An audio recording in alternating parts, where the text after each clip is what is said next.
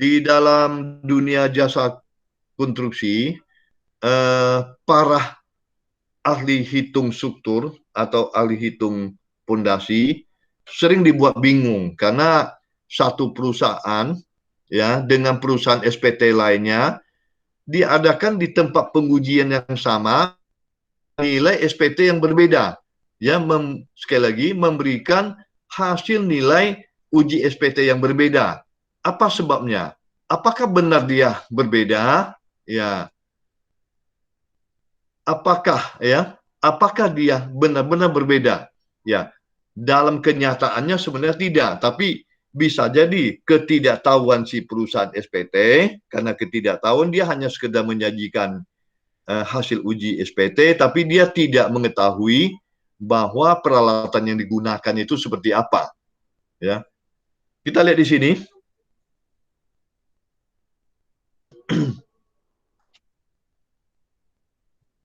Di sini tadi ada uji SPT, ya. Kita lompat ke sini dulu, ya. Perusahaan A, ya. Perusahaan A menggunakan peralatan SPT sistem Jepang. Ya, tadi kan sudah ada sistemnya, sistem Jepang. Kemudian dengan palu donut dan penjatuhan otomatis dari tabel 5 peroleh. Nah, ini hasil hitungannya.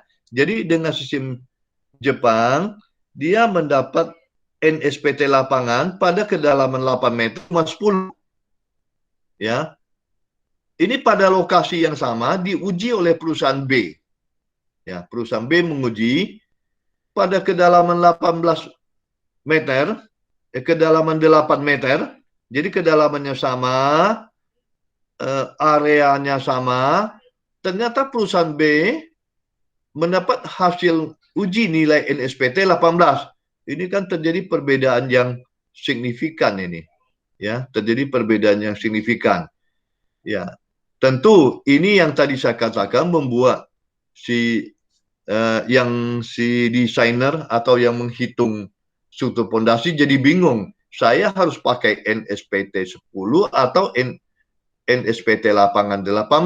Ya, padahal jawaban yang benar yang kita gunakan adalah NSPT desain, bukan NSPT lapangan. Itu jawabannya.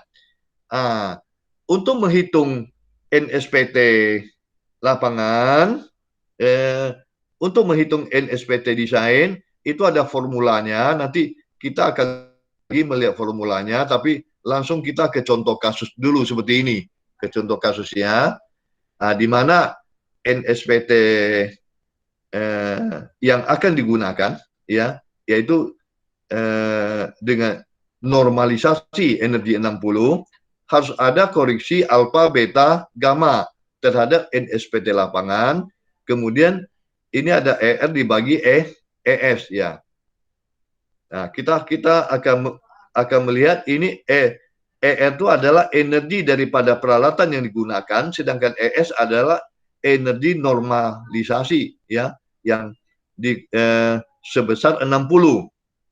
Nah, jadi N60 adalah alfa beta gamma kali N lapangan. Nah, di sini setelah dikalikan nilai N60 menghasilkan nilai NSPT N60 atau NSPT desain 13.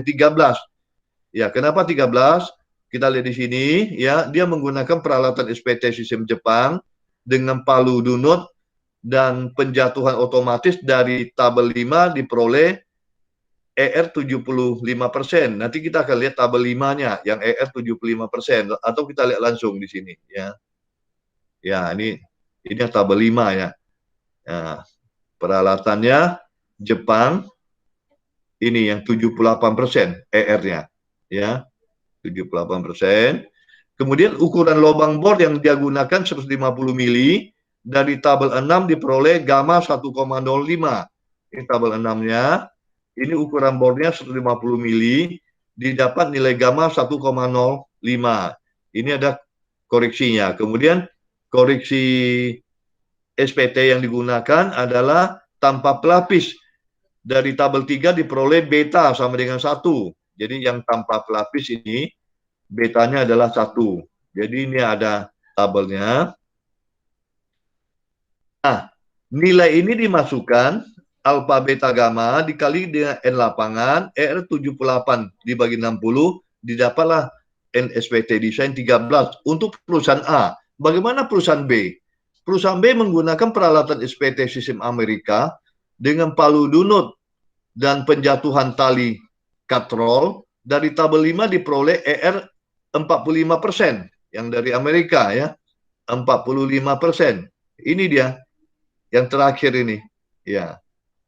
Jadi ER-nya 45%. Kemudian ukuran lubang bor 150 mili dari tabel 6 diperoleh sama dengan yang perusahaan A ya 1,05.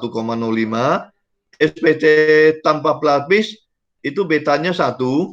Kemudian diperoleh tadi yang NSPT lapangan. Jadi dengan koreksi alfa beta gamma terhadap data NSPT lapangan ya untuk perusahaan B didapat 13,5. Jadi sebenarnya hampir sama ya, setelah dikoreksi hampir sama. Yang jadi masalah apa? Yang jadi masalah adalah banyak perusahaan SPT mereka tidak mencantumkan data-data uji SPT dan tidak menyajikan nilai NSPT desain. Yang ada mereka hanya memberikan NSPT lapangan sehingga kalau mereka menggunakan peralatan energi yang berbeda, dimensi yang berbeda, tentu akan memperoleh nilai NSPT yang berbeda.